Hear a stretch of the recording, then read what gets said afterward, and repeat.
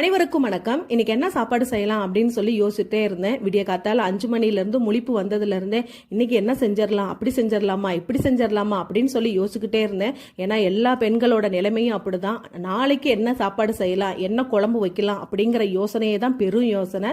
அதுலேயே நம்மளுக்கு பாதி டென்ஷன் ஆயிரும். ஆனால் நம்ம ஒன்று நினைப்போம், ஆனால் அது செய்யறது வேற மாதிரி ஆயிரும். அப்படிதான் இன்னைக்கு நான் இன்னைக்கு முள்ளங்கி சாம்பார் செஞ்சு சரி அவரைக்காய் இருக்கு அது பொரியல் பண்ணிடலாம் அப்படின்னு தான் நினைச்சேன். ஆனால் நான் நினைச்சது ஒண்ணு, ஆனா செஞ்சது வேற. தயிரை பார்த்தோன்னா மோர் குழம்பு சாப்பிடணும்னு ஒரு ஆசை வந்துருச்சு. சரி ரொம்ப நாள் ஆச்சு மோர் குழம்பு செஞ்சிடலாம் அப்படின்னு சொல்லிட்டு இன்னைக்கு மோர் குழம்பு தான் செஞ்சிருந்தேன். அப்படியே அந்த சுட சுட சாதத்துல அந்த மோர் குழம்பை ஊத்தி அப்படியே அதுக்கு கத்திரிக்காய் வறுவலை வச்சு சாப்பிட்டோன்னு வச்சுக்கோங்களேன்.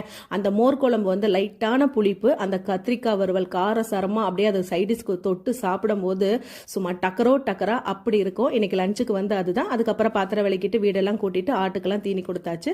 அதுக்கப்புறம் இந்த வீடியோ பிடிச்சிருந்துச்சுன்னா லைக் பண்ணுங்க, ஷேர் பண்ணுங்க.